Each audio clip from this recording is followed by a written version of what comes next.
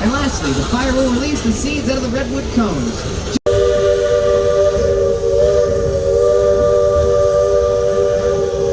Reference that later.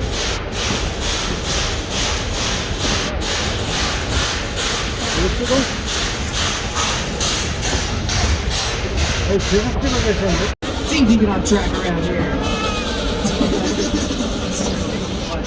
So yes, they were designing. Yes, once steam engines were designed, narrow gauge railroading became incredibly popular because it's incredibly cheaper to do.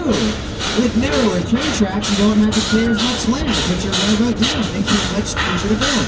You can also have tighter.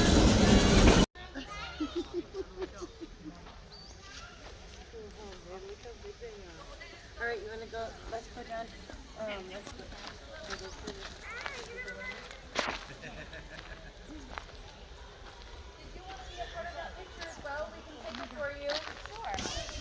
While you're doing so, I'll tell you about something you should be looking at. You all pay attention to the left-hand side of the train.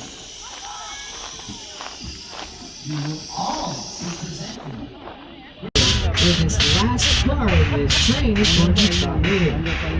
Now on the left-hand side, the tracks continue in that little flat spot you can see up there.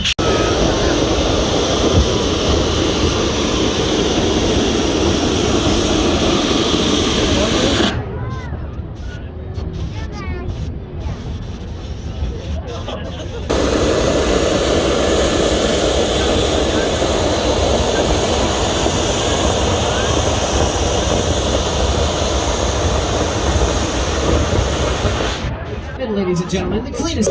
I hope you all enjoyed this trip today and maybe even learned something. If you did, remember my name is Old Train Station here. Please remain seated until you hear one short whistle blast. That's because we gotta line up this antique steam locomotive perfectly with that old water tower so we can fill it up with 700 more gallons of water for the next trip.